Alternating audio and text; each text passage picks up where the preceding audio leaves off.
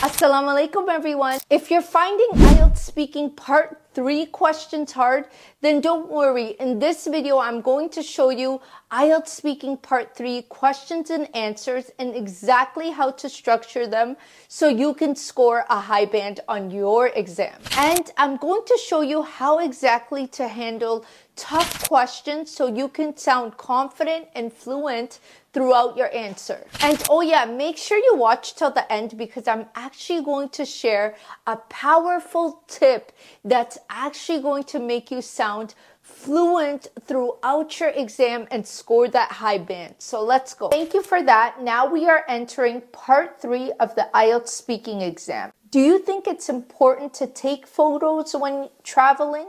Yes, absolutely. I think it's really important to capture memories and to always look back to it because you have something to remember for the rest of your life. Are there any disadvantages to taking photos? Yeah, I'd say there are a few disadvantages of taking photos, especially because if you're taking too many photos, then you forget to enjoy the moment you are there and just enjoy everything around you. You could just be distracted by taking too many photos. What do you think people usually do with their photos? Some people enjoy sharing their photos on social media. However, personally, I just enjoy taking the photos for myself and my camera roll to look back to. I don't like to share every single part of my life on social media.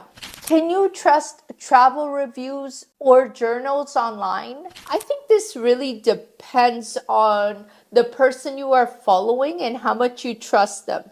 If you follow someone who's genuine and has actually visited the country, then you could definitely trust their resources and what they provide and definitely take it with some advice. How do you think younger people and older people differ in their traveling plans and how exactly they decide to travel?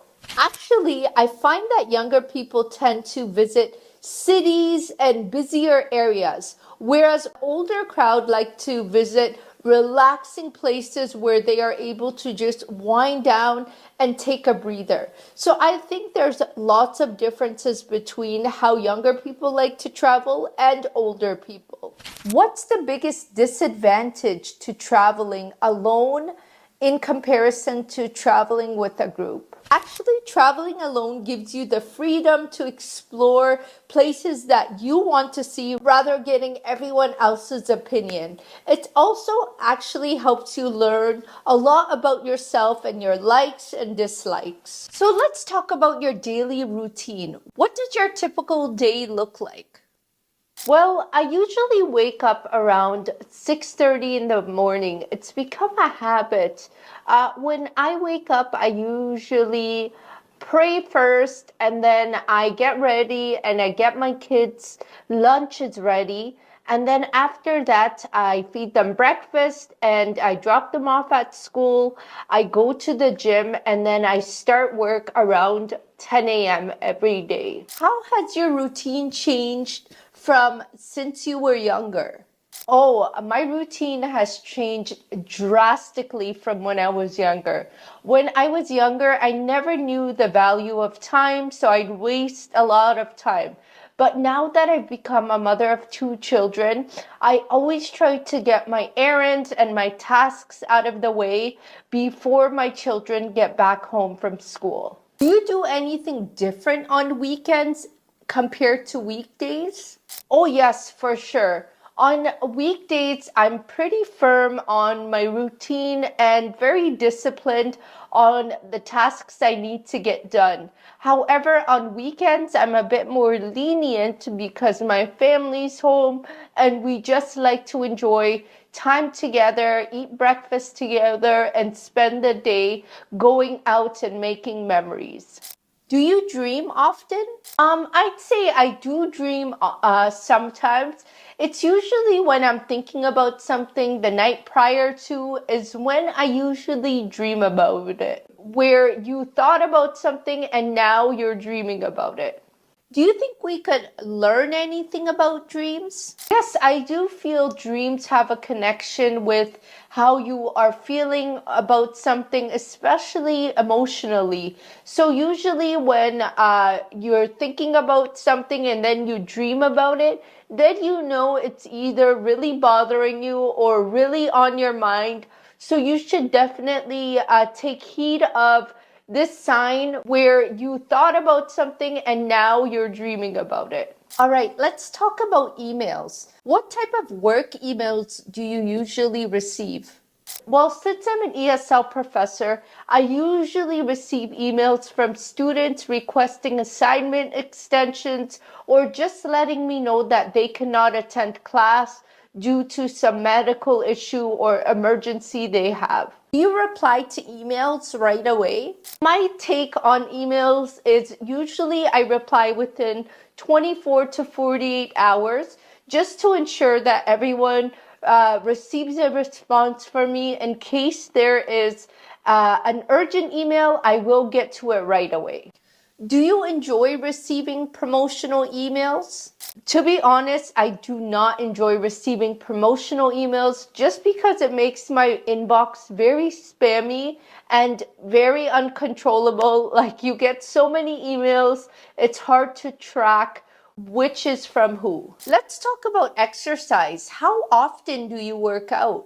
I usually try to get to the gym about 3 to 4 times a week, or if I cannot go to the gym for whatever reason, I try to do a quick YouTube workout from home, maybe 20 to 30 minutes, either whether it's HIIT or weight training. What do you think is the best form of exercise to stay fit? I've tried so many different forms of exercise. However, I seem to be always running back to high intensity interval training. This is very quick movements and your heart races literally within 5 minutes of starting your workout, and I really enjoy those workouts. Has exercise changed since you were younger? I'd say I don't think the types of exercise has changed much since I was younger. However, I do feel the promotional aspect on social media has changed the way people look at exercise, because people usually tend to fall over their certain social media influencers and they want to be like them. So I'd say it's changed in that aspect. Can you describe a time when you enjoyed visiting family and friends? Yes, definitely. I actually had a big family reunion last summer in California where I saw my entire extended family after 8 years of being away from them. And it was just so nice because our kids got to meet each other for the first time and we just cherished those memories together. Now let's talk about family celebrations. When do families usually get together in your culture? So usually in my culture, families usually get together for weddings or ceremonies or New Year's. They get together, they enjoy time together, or even sometimes families get together when maybe a family member is visiting out of town. So they have family dinners so everybody could see each other and just cherish those memories and enjoy spending time with one another with good food on the table. Why do you think some people don't enjoy family gatherings? You know, this is a funny question. I definitely say some people don't enjoy family gatherings, mainly because I feel like there is no limit to the types of questions certain family members ask. They may assume, oh, just because so and so is my family member, I can ask them these personal questions. And it just makes the situation a bit uncomfortable for one or the other. That's why I feel certain people don't enjoy family gatherings. Do you think it's important for parents to help their children with their homework?